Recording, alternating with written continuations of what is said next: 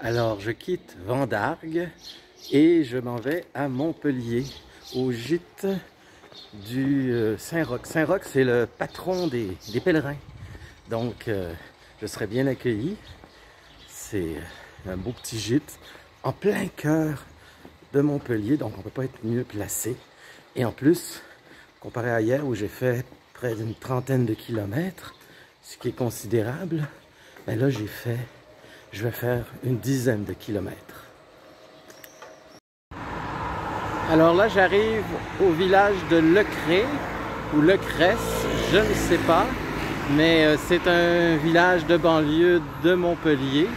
J'en aurai un autre après, je sais, on verra rendu là. Et je crains qu'il n'y ait pas grand-chose d'ici le centre-ville de Montpellier, parce que c'est vraiment de la banlieue. Alors c'est le côté néfaste des grosses villes, parce que Montpellier, ce que vous ne savez pas, c'est une des villes qui a le plus grossi en France, qui a eu une augmentation de population comme jamais vu. Donc la banlieue évidemment va avec. Alors c'est le côté un peu plate de marcher en banlieue. Alors je vous montrerai un petit peu la ville de Montpellier, qui est une charmante ville, qui est une ville historique, un centre-ville historique. C'est là que d'ailleurs que je vais dormir, en plein cœur, juste à côté de la cathédrale, dans le quartier historique. N'est-ce pas extraordinaire? C'est tellement beau un cheval camarguais, n'est-ce pas?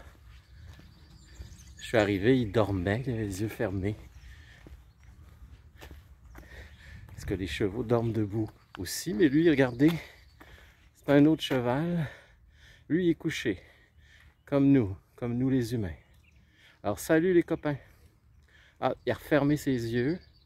Vous voyez, il s'endort, là, c'est la siesta.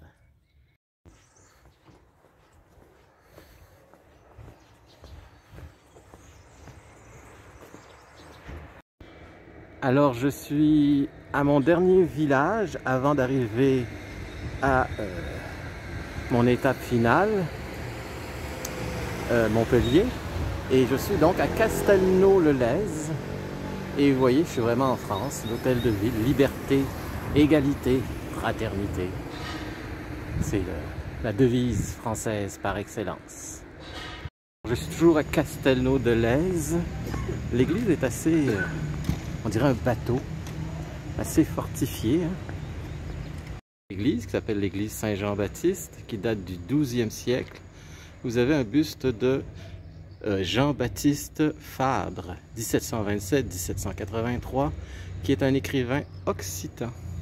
Alors, salut Jean-Baptiste. J'arrive à Montpellier et regardez bien, Montpellier est la ville ambassadrice du don d'organes.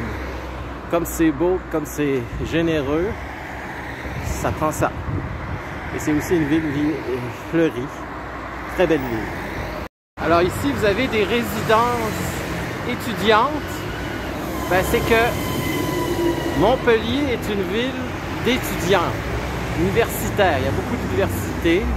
Il y a même aussi Ubisoft qui est en compétition avec Montréal.